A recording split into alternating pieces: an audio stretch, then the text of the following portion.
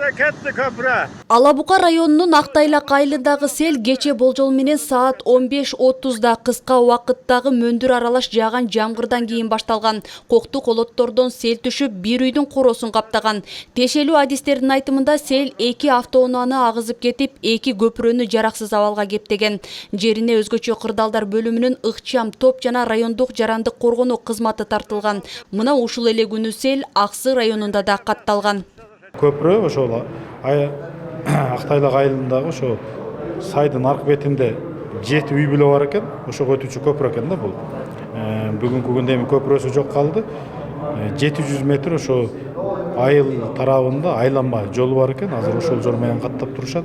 Ал эми мына Ылдыйкы Теңдик айылындагы көпүрө бул эми ошо 15 чакырым ылдыйда ошо жол бар экен. Бул жак менен каттап турушат. Ал эми аба ырайы мындай өз калыбына келсе, анан ички чарбалык көпүрөлөр калыбына келгичеңде булар ошол кеч иретинде сай аркылуу каттап тура турган болду да. Эки райондо катталган бул өзгөчө кырдаалдар тууралуу маалымат облустук бийликке өз учурунда жеткен эмес. Район акимдери мындай кабарды облустук бийликке 4 саат аралыгында араң жеткирген. Мындан улам жумушуна шалакылык мамиле жасаган жергиликтүү бийликтин иши бүгүнкү жыйында сынга алынды.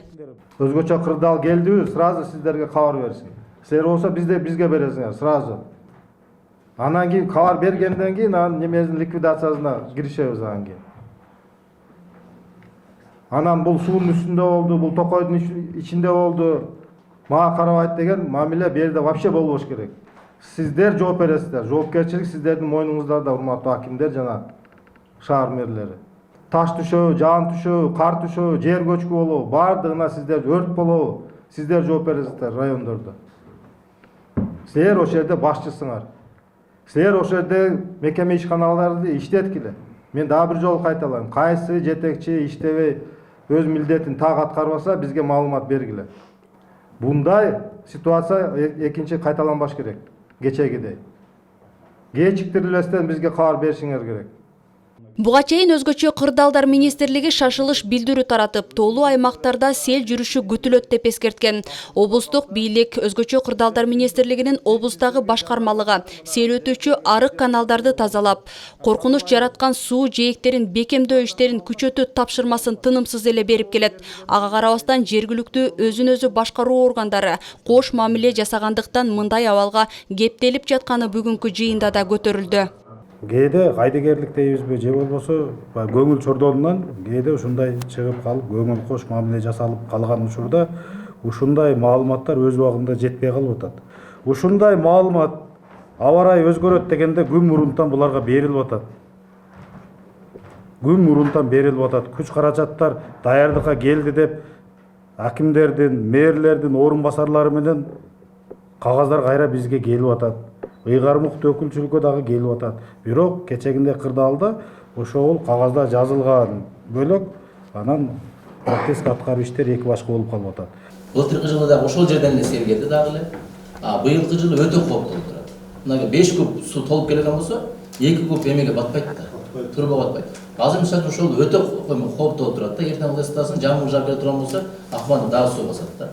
3 күн срок, Аскат Таштемирович. 3 күн срок.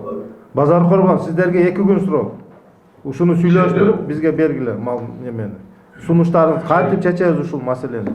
Маалыматтарга караганда облус боюнча 2025-жылга 486.160 ички арык каналдар тазаланышы керек болсо, ушул убакытка чейин анын 50% гана тазаланып бүткөрүлгөн. Мындан улам президенттин облустагы өкүлүнүн орун басары Нурлан Ерматов кооптуулук жараткан ар бир райондордо абал жөнгө салынуусун тапшырды. Ошол эле учурда ишине өз учурунда көңүл бурбаган жетекчилердин иш орундары каралары белгиленип, катуу эскертүү берилди. Аткарылбай, ушундай чрезвычайный ситуацияны билбей калып, кеч айтып, последствияларын багандай убагында ликвидация кылбасаңыздар, анда биз чара көрөбүз. Жаңылай Болотбекова, Буркан Матов, Жалал Абад шаары.